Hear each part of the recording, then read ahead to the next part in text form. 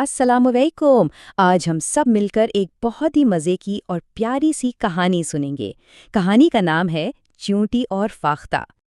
अच्छा, तो ये कहानी है दो दोस्तों की।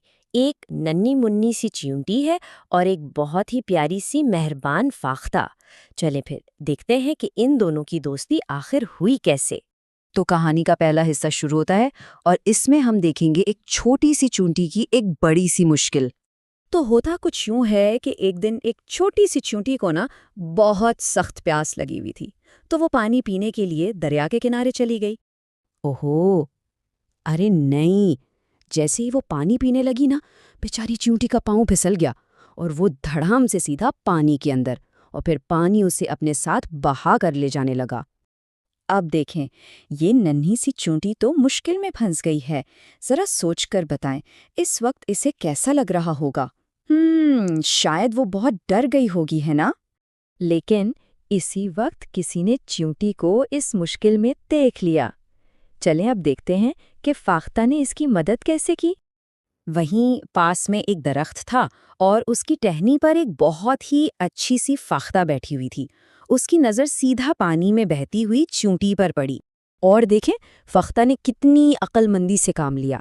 सबसे पहले तो उसने दरख्त से एक पत्ता तोड़ा और फिर उसे बिल्कुल चींटी के पास पानी में गिरा दिया। चींटी ने भी जल्दी से हिम्मत की और झट से उस पत्ते पर चढ़ गई। और वो पत्ता तो बिल्कुल एक छोटी सी कश्ती की तरह बन गया और उस पर बैठकर चींटी आराम से किनारे पर पहुंच गई और इस तरह चींटी बच गई। तो फाख्ता ने चींटी की मदद की ना, ये तो बहुत अच्छा काम था, है ना? बहुत मेहरबानी वाला काम था। हाँ जी, बिल्कुल, दूसरों की मदद करना तो बहुत ही अच्छी बात होती है। लेकिन ठहरें, कहानी अभी खत्म नहीं हुई। थोड़ी ही देर गुजरी थी कि जंगल में एक शिकारी आ गया और इस शिकारी के आने से जंगल में खतरा सा महसूस होने लगा।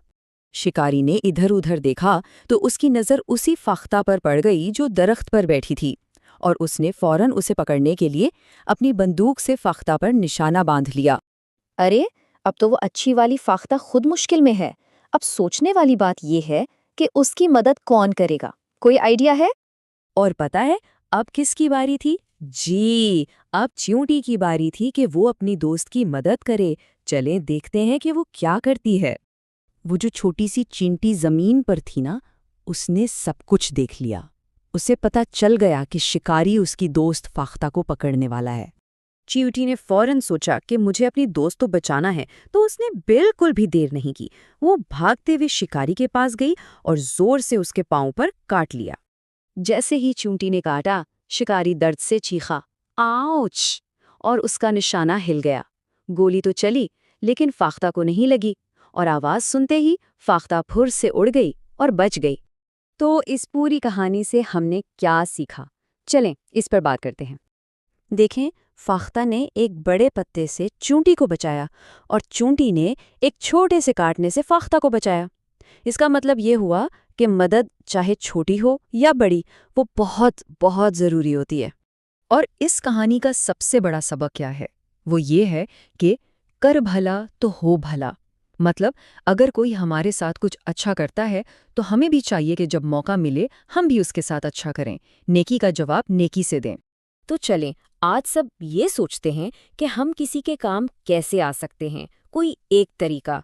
क्योंकि याद रखें, एक छोटा सा अच्छा काम भी बहुत बड़ा फर्क डाल सकता है।